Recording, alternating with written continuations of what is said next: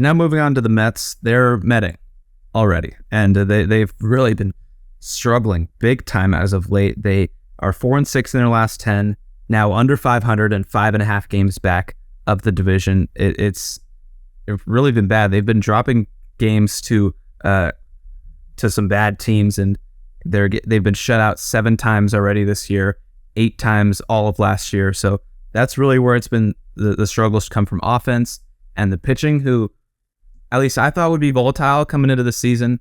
I always said their ceiling was the best rotation in baseball, and their floor was much lower, whether it be injuries, age, guys not panning out.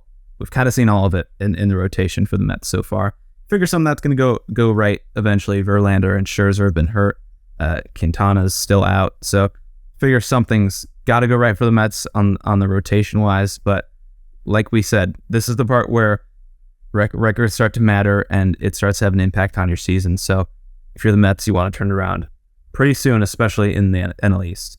Yeah, they've lost before Sunday. I believe they won on Sunday, but before that, 14 of their last 20 games they had lost. And this is supposed to be a juggernaut team. I mean, they're spending money like a World Series contender, and right now they're simply not. I mean, I had them winning the World Series this year, and I still do think that their roster is built to do it. We've seen a lot of the common tropes that have plagued some Mets seasons coming back to bite them. You've got paid players that are paid really highly that aren't panning out. You've got Verlander and Scherzer, who have combined to make just 7 starts this year, and Scherzer's got a 5.56 ERA, and as I even mentioned, Diaz got hurt in the WBC, so that's just a lot of money you're paying pitchers right there that have not been working out for your team this year. The rotation that you've mentioned is not rolling with the punches very well. You've got Kodai Senga in the mix, Carlos Carrasco, Taijuan Walker was out this offseason to go to the Phillies, so they're just kind of trying to find a way to roll with these punches of not having Verlander and Scherzer, not having Taijuan Walker after he left, bringing in Kodai Senga from Japan, and just not gelling all that well. And then just too many guys slumping at the same time, which you feel like for a Mets offense that is so deep and was supposed to be their calling card when we talked with Mark this offseason, you feel like you could trust every guy on the roster.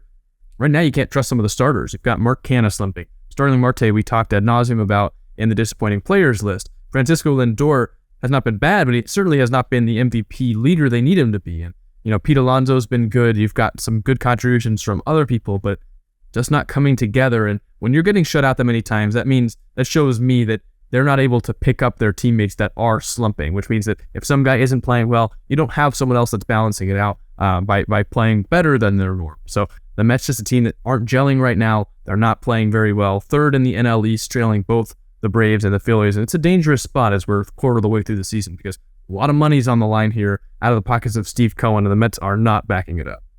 And it's not panic mode for the Mets just yet, but it's close to that. And like you said, they're 2 big paid guys at top of the rotation.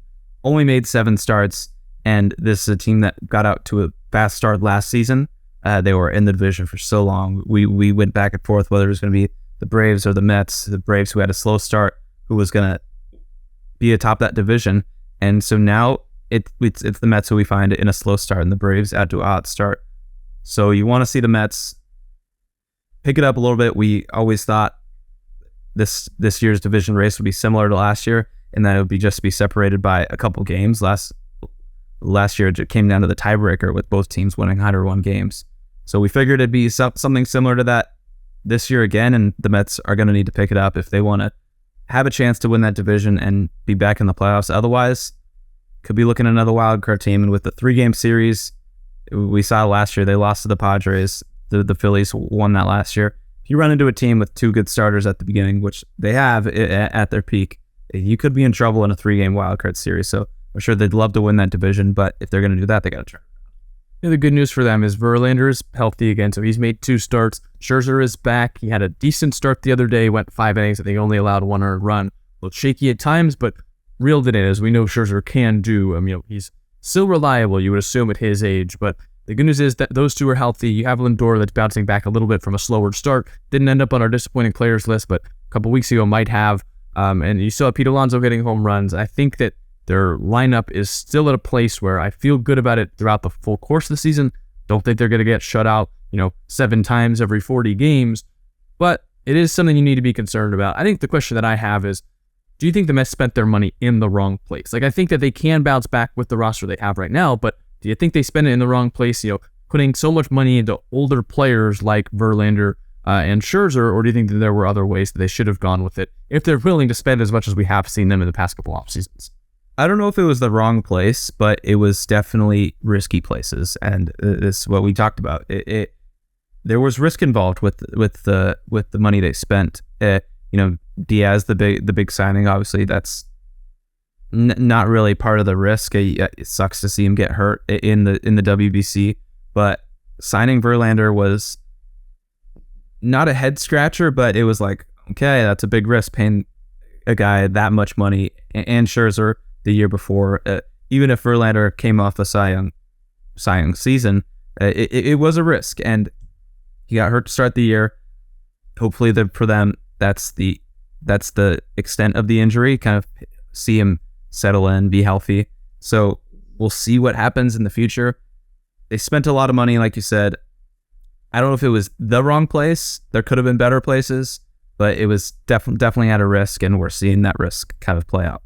Yeah, you want to see those guys like Verlander, Scherzer, Marte, Canna, a lot of guys they've poured some money into that you want to see them play well. They're bringing up prospects that could help save them a little bit, like Francisco Alvarez, Brett Beatty, that are both up right now.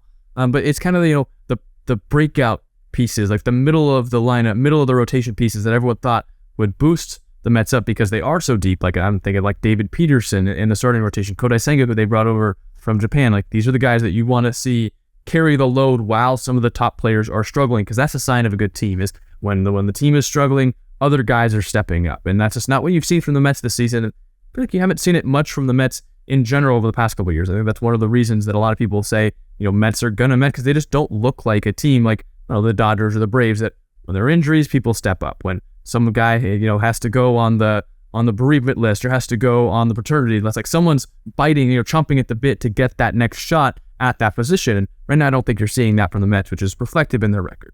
Yeah, and you mentioned all the guys who are struggling: Marte, Canna, sort of Lindor. That's what I was going to say next. Is you're not seeing the Nimmo's or the McNeil have kind of on a tear right now. Nimmo's been good. McNeil, you can almost lump into the guys who have been disappointing after winning a batting title. He's not near that average right now. So that's really what it comes down to. When guys are slumping, the great teams pick up the slack, and the Mets have the talent to be that great team, but they aren't right now, and that's what you mentioned, the record's under 500 right now. Thank you so much for tuning into this video. If you enjoyed it, make sure to give us a like, leave a subscribe, and hit the notification bell as well. You can follow us on all of our social media pages, as well as check out these videos around me for other content from our show.